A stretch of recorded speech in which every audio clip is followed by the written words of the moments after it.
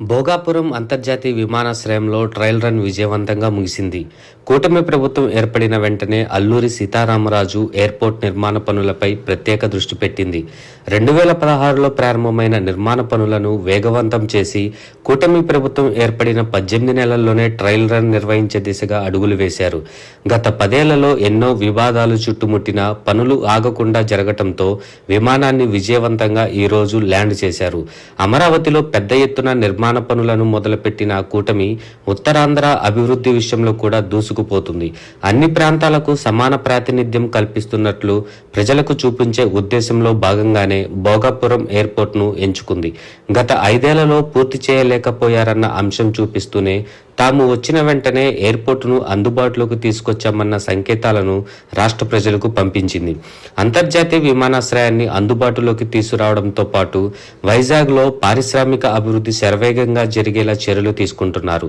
చంద్రబాబు చేతుల మీదుగా మొదలైన పనులు ఆయన ఆధ్వర్యంలోనే పూర్తి చేసి చూపించాలన్న తహతహ రామ్మోహన్ నాయుడులో కనిపించింది.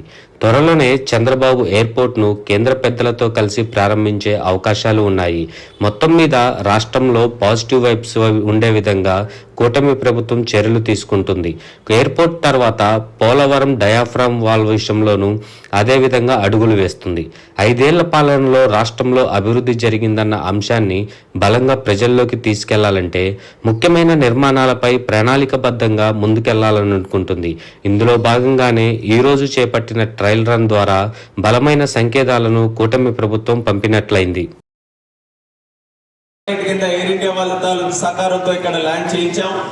ఇది విజయవంతంగా జరిగినందుకు ప్రతి ఒక్కరికి ఇందులో కాంట్రిబ్యూట్ చేసినటువంటి వారు మరి ముఖ్యంగా ఉత్తరాంధ్ర ప్రజానికం అందరికీ కూడా ఈ శుభ సందర్భాన్ని శుభాకాంక్షలు అందరికీ కూడా తెలియజేసుకుంటున్నాను.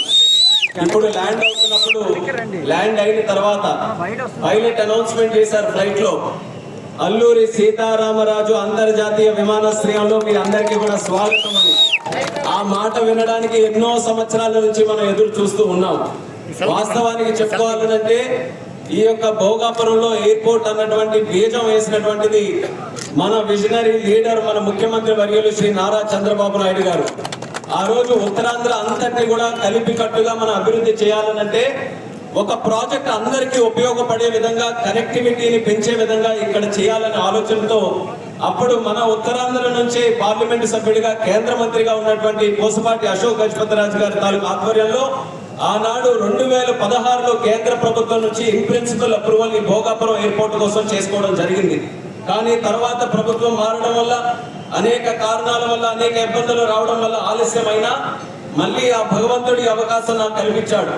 ఈ 3వసారి ఈ యొక్క ప్రాంతం నుంచి పార్లమెంట్ సభ్యుడిగా గెలిచి మళ్ళీ కేంద్ర మంత్రిగా సివిల్ ఏవియేషన్ శాఖగా నాకు చేసిన తర్వాత ఇది దేవుడు నాకు ఇచ్చినటువంటి ఒక వరంగా భావించి 18 నెలల్లో ప్రతి ఒక్క నెల కూడా ఇక్కడ ప్రత్యేకంగా రివ్యూలు పెట్టుకొని చంద్రబాబు నాయుడు గారు మాకు ఒక ఛాలెంజ్ ఇచ్చారు.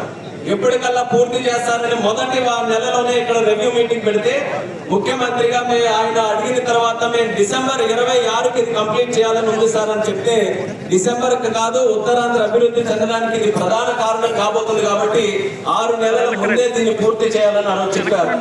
ఆయన ఇచ్చినటువంటి మాటని శాసనంగా తీసుకొని 6 నెలల ముందే పూర్తి చేయాలన్న ఆలోచనతో ఎంత ఫాస్ట్ గా ఈ ప్రాజెక్ట్ నడిపించామో మీ కళ్ళ ముందు మీరే అందరూ కూడా చూశారు.